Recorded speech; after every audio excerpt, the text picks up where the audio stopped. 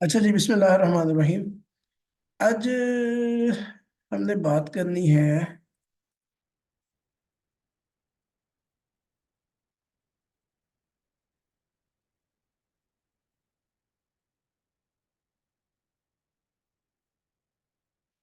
Genetic disorders या diseases की। ठीक हो गया जी। अच्छा जी, genetic disorders basically this topic is related to developmental psychology. When we talk about genetic disorders, so this is developmental psychology topic. इसमें हम देखते क्या है बेसिकली कि अगर जीन्स में कोई मसला हो जाता है, जीन्स की एक जगह से एक फर्द से दूसरे फर्द में ट्रांसफर जब होते हैं, उसके दौरान कोई इश्यू हो जाता है या कोई जेनेटिक मेकअप में कोई मसला हो जाता है या कोई फॉर्मेशन में कोई कंपोजिशन में कोई मसला हो जाता है, तो उस वक्त जो है वो डिफरेंट किस्म की जो है वो डिजीजेस क्रिएट हो जाती हैं इंसान में। तो उन कुछ डिजीजेस को जो है वो हम डिस्कस करेंगे अभी। सबसे पहले आ जाती है Huntington disease. Huntington disease is a genetic disorder that affects the brain and causes progressive problem with movement, thinking and emotions. Basically genetic disorder है जो ब्रेन को इफेक्ट करता है, और जब ब्रेन को इफेक्ट करता है तो उसकी वजह से जो है वो प्रोग्रेसिव प्रॉब्लम्स हो जाती है, जिस तरह मूवमेंट में प्रोग्रेशन आ जाती है, थिंकिंग और इमोशंस। प्रोग्रेशन का मतलब होता है कि आप जो है वो एक चीज बनने के बाद दोबारा जो है वो प्रॉब्लम स्टार्ट हो जाता है, उसमें डिक्लाइन आना शुरू हो जाता है। It happens because of the change in the gene that provide instructions for making a protein called Huntington. अच्छा, ये क्यों होता है बेसिकली? क्योंकि एक जीन होता है जो जिसको हम कहते हैं, जीन जो है वो एक प्रोटीन को प्रोड्यूस करता है जिसको हंटिंगटन कहते हैं, और उसमें जो है वो इशू आ जाता है। This altered gene leads to the production of harmful form of the protein। अब ये जो जीन जो खराब हुआ होता है या जो आल्टर हो जाता है, जिसकी स्ट्रक्चर चेंज हो जाती है, वो एक बड़ी ही नुकसानदेह प्रोटीन बना देता है। Production of harmful form of the protein causing damage to brain cells. अब वो प्रोटीन क्या करती है, वो ब्रेन सेल्स को डैमेज कर देती है। इंडिविजुअल्स विद हंटिंगटन डिजीज में experience involuntary movement, difficulties with coordination and change in mood and thinking. अब जब ब्रेन में इश्यू आ जाता है उस अब normal production of the protein की वजह से, तो क्या होता है कि इंसान की जो चाल है उसमें प्रॉब्लम आ जाती है, उसकी जो कोऑर्डिनेशन है वो चल रहा है, उसका बैलेंस जो है वो उसमें मसला आ जाता है। उसके अलावा उसके मूड में और उसकी थिंकिंग में प्रॉब्लम आ जाती है। The symptoms usually appear in adulthood, impacting a person's daily life and functions as well। ठीक है जी। अडल्टहुड में ये होती है, अलावा शुरू हो जाती हैं जो उसकी डेली लाइफ और फंक्शनिंग को इफेक्ट करती हैं। Sadly there is no cure for Huntington disease and the condition gradually worse over time.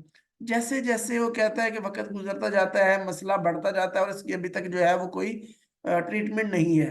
Understanding this genetic disorder is crucial for providing appropriate care and support to those affected and their families। ठीक है जी। इस disorder के बारे में वो कहता है जानना बहुत जरूरी है, ताकि एक अप्रोप्रिएट केयर की जा सके उस बंदे की जिसके साथ प्रॉब्लम है और उसकी फैमिली की एज वेल। ठीक है, क्योंकि उसकी फैमिली भी इफेक्ट हो रही होती है। तो ये था हंटिंगटन। हंटिंगटन बेसिकली एक प्रोटीन है, और ये क्यों होती है? ये एक जीन्स की खराबी की वजह से ये प्रोटीन प्रोड्यूस हो जाती है, जो चल के ब्रेन के जो सेल्स हैं उनको डैमेज करती है। और वो ब्रेन के सेल डैमेज होने की वजह से इंसान की इनवॉलंटरी मूवमेंट्स, कोऑर्डिनेशन में मसला, थिंकिंग और मूड में मसला आ जाता है। अडल्टहुड में ये ज्यादा होता है और आहिस्ता आहिस्ता जो है ये बढ़ता ही चला जाता है मसला। इसकी कोई मेडिकल ट्रीटमेंट अभी तक नहीं है। सेकेंड डिसऑर्डर या disease that is phenylketonuria. इसको पीकेयू भी कहा जाता है। Phenylketonuria is a genetic disorder that affect how the body process an amino acid called phenylalanine। Alanine, ठीक है जी। इसमें क्या होता है? बेसिकली जेनेटिक मसला है। इसमें body process an amino acid phenylalanine जो है वो एक अमाइनो एसिड होता है जो बॉडी प्रोड्यूस करती है। Amino acid are like building blocks for protein in our bodies. खैर वो तो उसकी डेफिनेशन आ गई, अमाइनो एसिड क्या होता है ये हमने 9वीं 10वीं में बायोलॉजी में पढ़ी थी कभी। In PKU, there is a problem with a gene that helps break down phenylalanine। अब क्या होता है, इस जीन में मसले की वजह से जो फिनाइल एनानाइन का जो ब्रेकडाउन होता है वो नहीं हो पाता सही तरह से, leading to its accumulation in the body, जिसकी वजह से वो बॉडी में जो है वो इकट्ठा हो जाता है। Too much phenylalanine can be harmful to the brain. बहुत ज्यादा जब फिनाइल एनानाइन हो जाता है इकट्ठा बॉडी में, तो वो ब्रेन के लिए डैमेज हो जाता है, स्पेशली इन बेबीज, बच्चों में ज्यादा हो जाता है। ठीक है जी। Individuals with PKU need to follow a special diet low in phenylalanine to prevent brain damage and other health issues। जिन लोगों के साथ ये पीकेयू का मसला होता है यानी फिनाइल कटनोरिया का, उनमें क्या करते हैं हम कि उसमें डाइट कुछ इस तरह की स्पेशल दी जाती है जिसमें फिनाइल एलानाइन की जो है वो मिकदार कम होती है, और जिसकी वजह से ब्रेन डैमेज से जो है वो बचा जा सकता है। Without proper management PKU can cause intellectual disabilities. अगर फिनाइल एनानाइन को जो है वो सही तरह से जो मैनेज ना किया जाए तो इंटेलेक्चुअल डिसेबिलिटी भी पैदा हो सकती है, and other problems for example growth वगैरह। और इंटेलेक्चुअल डिसेबिलिटी यानी मेंटल रिटार्डेशन जिसको हम पहले कहा करते थे, अब उसको हम इंटेलेक्चुअल डिसेबिलिटी कहते हैं, तो वो क्रिएट हो जाती है। उसके साथ साथ ग्रोथ का भी मसला हो सकता है। Regular monitoring and a careful diet are essential for individuals with PKU to lead healthy lives. Understanding PKU is vital for healthcare professionals and families to provide the necessary support for those affected by this condition। ठीक है जी। वो कहता है कि सबसे पहले तो इस सब के लिए जानना जरूरी है कि ये क्या होता है, उसके अलावा जो है वो इनको सपोर्ट भी होनी चाहिए हमारी उस बंदे के लिए जिसके साथ ये मसला है या उसकी फैमिलीज के लिए भी एज वेल। तो ये क्या हुआ, आप फिनाइल कैटेनोरिया क्या था, बेसिकली एक जेनेटिक डिसऑर्डर है जिसमें फिनाइल लाइन जो है वो एक अमाइनो एसिड है जो सही तरह से ब्रेक डाउन नहीं हो पाता, जिसकी वजह से वो बॉडी में जो है वो डिपॉजिट हुआ रहता है। और जब वो बॉडी में डिपॉजिट हो जाता है तो उसकी वजह से ब्रेन इफेक्ट होता है, और उस ब्रेन इफेक्शन की वजह से जो है वो इंटेलेक्चुअल डिसेबिलिटी भी क्रिएट हो सकती है और ग्रोथ के मसाइल भी बन सकते हैं। आगे आ जाता है जी sickle cell anaemia, anaemia sorry. This disease is more common in African American people. In this disease the structure of red blood cell is abnormal, due to which the child has problem with vision, episodes of pain, yellowish eyes वगैरह। ठीक है जी। ये ज्यादा जो होता है वो अफ्रीको American में होता है, और इसमें स्ट्रक्चर होती है जो रेड ब्लड सेल का वो ठीक नहीं होता, अब नॉर्मल होता है, जिसकी वजह से जो है वो विजन, पेन और येलोइश आइज का जो है वो मसला क्रिएट हो सकता है। डाउन सिंड्रोम सभी लोग आप जानते हैं, मुझसे बल्कि ज्यादा ही जानते होंगे इसके बारे में। This disease occur when the zygote formed from the sexual union of a male and a female carries an extra chromosome. ठीक है जी। इसमें क्या होता है बेसिकली कि ये जो एक जोड़ा बनता है क्रोमोसोम्स का, उसमें एक्स्ट्रा क्रोमोसोम जो है वो बन जाता है जिसको हम ट्राइसोमी भी कहते हैं।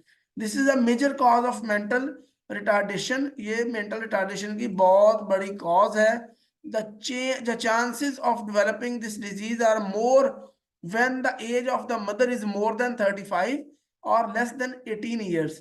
ये इसकी जो है वो प्रेवलेंस उस वक्त ज्यादा होती है जब माँ की एज 35 साल से ज्यादा हो या फिर 18 साल से कम हो, तब ये डाउन सिंड्रोम के चांसेस जो है वो ज्यादा होते हैं। आगे जाता है जी क्लाइनफेल्टर्स सिंड्रोम।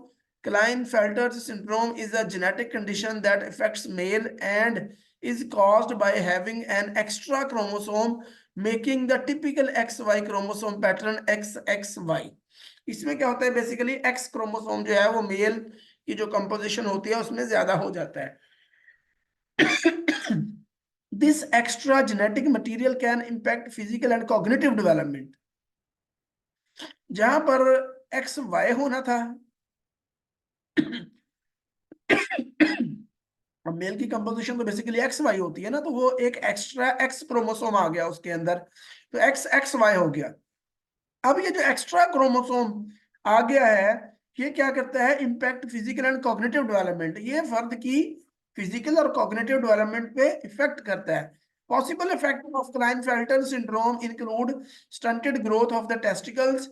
ठीक है जी। इसमें क्या होता है कि इसके जो इफेक्ट होते हैं क्लाइनफेल्टर सिंड्रोम के मेल्स के ऊपर, उनकी जो टेस्टिकल की जो टेस्टिस की जो ग्रोथ है वो ठीक नहीं होती, resulting in small testicles which do not produce sufficient testosterone, and for this reason male infertility may occur. अब क्या हो वजह है कि जब ये एक्स्ट्रा क्रोमोसोम आ जाता है, उसकी वजह से टेस्टिकल्स की ग्रोथ कम हो जाती है। अब जब ग्रोथ कम होती है तो टेस्टिकल जो है वो स्मॉल रह जाते हैं, और जिसकी वजह से वो बेहतरीन तरीके से जो है वो, या प्रॉपर तरीके से सफिशिएंट मिकदार में जो है वो टेस्टोस्टेरोन जो है वो नहीं बना पाते। अब टेस्टोस्टेरोन नहीं बना पाते का मतलब यही है कि इसका मतलब यह है वो बच्चा पैदा करने की सलाहियत जो है वो उनमें कम हो जाती है। इसकी वजह से क्या होता है, मेल इनफर्टिलिटी में अक्कर, मेल बांझपन जिसको हम कहते हैं, बांझपन सिर्फ खवातीन में नहीं होता, मर्दों में भी होता है, तो मेल जो है वो बांझपन जो है वो क्रिएट हो जाता है। Individual with Klinefelter syndrome may experience tall structure, learning difficulties, and reproductive challenges. ये मसले भी जो है उनके साथ होते हैं। इनका निकंद बहुत लंबा हो जाता है, लर्निंग डिफिकल्टीज इनके अंदर आ सकती हैं, रिप्रोडक्टिव चैलेंजेस होते हैं इनके साथ। Definitely your reproduction, the mails reproduction is solely conditioned with the performance of their testis, and the testis produce the testosterone।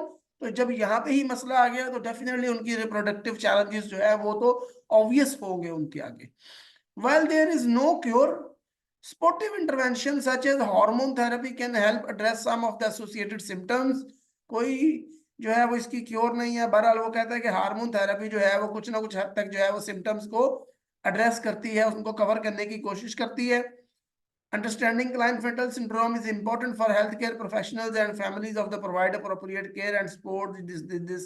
ये तो वही चीज आ गई फिर कि जो है वो इसके बारे में जो इंफॉर्मेशन है वो हेल्थ केयर प्रोफेशनल्स को भी होनी चाहिए, फैमिलीज को भी होनी चाहिए, ताकि जो इंसान की क्वालिटी जो है वो लाइफ की वो बेहतर की जा सके। आगे आ जाता है जी Turner's syndrome. Turner syndrome is a genetic condition that affect females. अब यहाँ पे जो है वो फीमेल सेक्सुअल जो प्रॉब्लम आ जाती है इनमें, अब फीमेल्स में आ गई है। पहले हमने क्या पढ़ा था, क्लाइनफेल्टर सिंड्रोम जो मेल्स में प्रॉब्लम था, अब टर्नर सिंड्रोम में फीमेल में है। And is caused by the missing और incomplete X chromosome. Instead of having two complete X chromosome, female with Turner syndrome have one X chromosome that is partially or completely absent। ठीक है, अब इनमें क्या होता है कि खवातीन में बेसिकली दो एक्स क्रोमोसोम होते हैं, लेकिन इसमें क्या होता है, अगर टर्नर सिंड्रोम की शिकार खवातीन हो जाए तो उनमें एक्स क्रोमोसोम या तो एक होगा ही नहीं, या सिरे से ही नहीं होगा, या फिर कुछ इनकम्प्लीट होगा। This can lead to various physical and developmental challenges. अब इसकी वजह से उनको बहुत सारे फिजिकल और डेवलपमेंटल चैलेंजेस का सामना करना पड़ता है। Common features of Turner syndrome include short stature. ठीक है, जिन खवातीन के साथ ये टर्नर सिंड्रोम का प्रॉब्लम हो उनमें क्या होता है कि उनका कद जो है वो छोटा रह जाता है। Webbed neck, short fingers, skeletal abnormalities, kidney problems, heart defects, extra skin on neck, swelling and puffiness on hands and feet, and differences in reproductive development।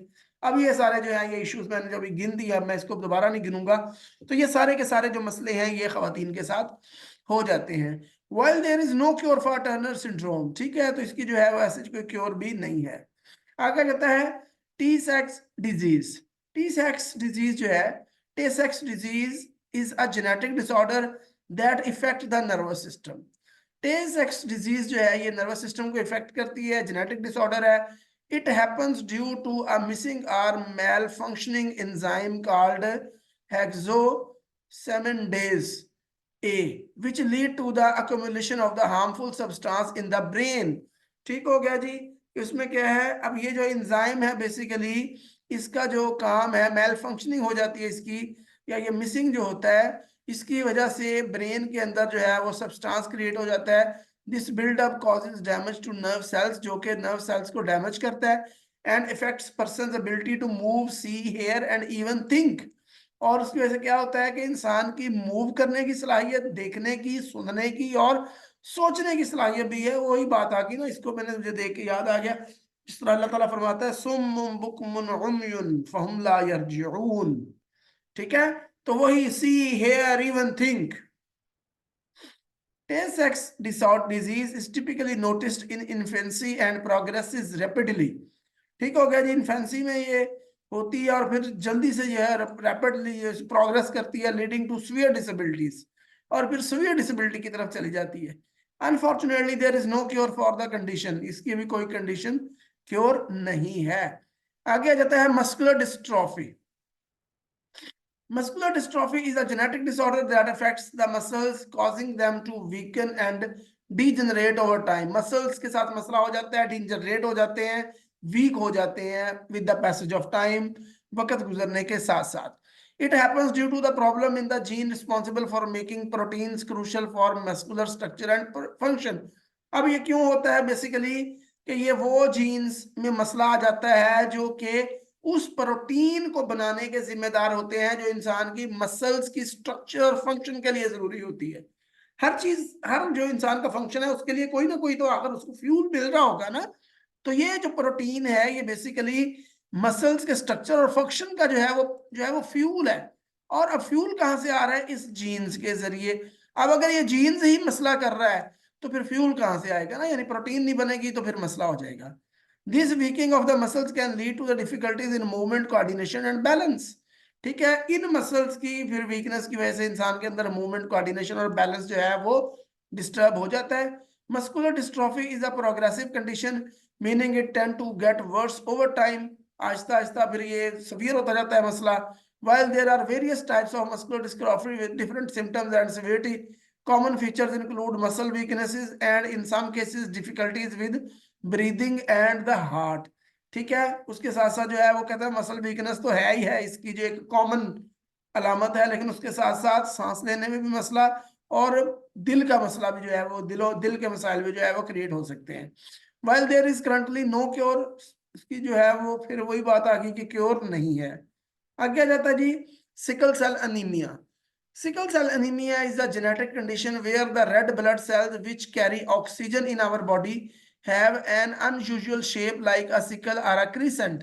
अब इसमें क्या होता है बेसिकली कि वो जो हमारे रेड ब्लड सेल जो ऑक्सीजन को बॉडी में ले जाने के जो है वो जिम्मेदार होते हैं, उनकी शक्ल चेंज हो जाती है, वो जस्ट चांद जैसे होता है क्रीसेंट, उस तरह के हो जाते हैं। This odd shape can cause the cells to get stuck in the blood vessels. अब ये जो शेप है इसकी, ये उसको जो है वो फ्लो करने में, ब्लड वेसल्स में फ्लो करने में ब्लड को मसला करते हैं, क्योंकि रेड ब्लड सेल इसमें जो है वो चांद की शक्ल के या सिक्कल या चांद की शक्ल के बन जाते हैं, जो कि वेन्स में जाके वहां पे खड़े हो जाते हैं, वहां से गुजर नहीं पाते, leading to pain and other health problem, जिसकी वजह से दर्द और दूसरे मसाइल क्रिएट हो जाते हैं। This cause of the condition is a change in the gene that make a part of our blood called haemoglobin. अब इसमें क्या है, उसका मसला क्या है, क्या वजह है कि चेंज हो जाता है जीन जो कि ब्लड को बनाने का जिम्मेदार होता है, उसमें कोई ना कोई चेंज आ जाता है। People with sickle cell anaemia might experience pain, tiredness and other issues while there is no cure. ठीक है, इसकी क्योर भी जो है वो नहीं है। आगे आ जाता है haemophilia. Hemophilia is a genetic disorder while the blood does not clot properly, ठीक है, which mean it takes longer for bleeding to stop. अब इसमें क्या होता है, हेमोफीलिया बेसिकली वो जेनेटिक डिसऑर्डर है जिसमें जो ब्लड है वो क्लॉट नहीं बनाता, क्लॉट नहीं बनाता मतलब जमता नहीं, which means it takes longer for bleeding to stop. इसमें होता है क्या, फिर के खून निकलता रहता है, निकलता रहता है, पतला हो जाता है खून, बेसिकली वो जमता नहीं है, और जब कहीं मसला हो जाए तो वो खून बंद ही नहीं होता, वो निकलता रहता है। This happens because of the missing or not working clotting factor। इसमें क्या होता है बेसिकली, क्लॉटिंग फैक्टर काम नहीं कर रहा होता है ब्लड के अंदर, या मिसिंग होता है, which is like a special ingredient in our blood that helps. ये हमारे ब्लड में जो है, ये बेसिकली जो क्लॉटिंग फैक्टर है, ये हमारे ब्लड का एक स्पेशल इंग्रेडिएंट है जो कि ब्लड को क्लॉट होने में जो है वो मदद देता है। People with haemophilia can bleed for a longer time even from small cuts और इंजरीज। जो लोग हेमोफीलिया का शिकार हैं उनका ब्लड कई कई देर तक निकलता रहता है, जो हालांकि छोटे छोटे कांटे या इंजरीज की वजह से। It's usually an inherited condition, ये आमतौर पर जो है वो खानदानी होती है, नस्ल दर नस्ल जो है वो चलती है, passed down from parents to their children through their genes, जो कि वालिदैन से जीन्स के थ्रू जो है उनके बच्चों में आ जाती है। Haemophilia is more common in males. Treatment involve replacing the missing clotting factor through injections, helping to prevent and control bleeding. Understanding hemophilia is important to that so that those affected can receive the right care and support to manage the condition. तो जो है जी ये लोगों को इसकी होना होना जरूरी है, ताकि जो है वो इस मसले पे काबू पाया जा सके और इसको जो है वो कंट्रोल किया जा सके। मुझे तो वैसे ये बड़ी इंटरेस्टिंग बीमारियां लगी हैं सारी जेनेटिक डिसऑर्डर्स जो है। तो होपफुली आपको भी समझ आ जाए होंगे इजी जुबान में। इनको मैंने ना और भी ज्यादा आसान जुबान में जो है वो बनाने की कोशिश करता हूँ, ताकि बुक्स में ये बहुत मुश्किल लिखे हुए हैं डिसऑर्डर्स मैंने पढ़े हैं, मुझे खुद समझ नहीं आती वहां से। लेकिन फिर वो नेट से सर्च करके कुछ वर्डिंग चेंज करके कुछ जरा इस काबल बना के कि इजीली समझ आ जाए, तो मेरा ख्याल है कि ये मुश्किल नहीं है। तो होपफुली इस चीज को तो आपने समझ लिया होगा।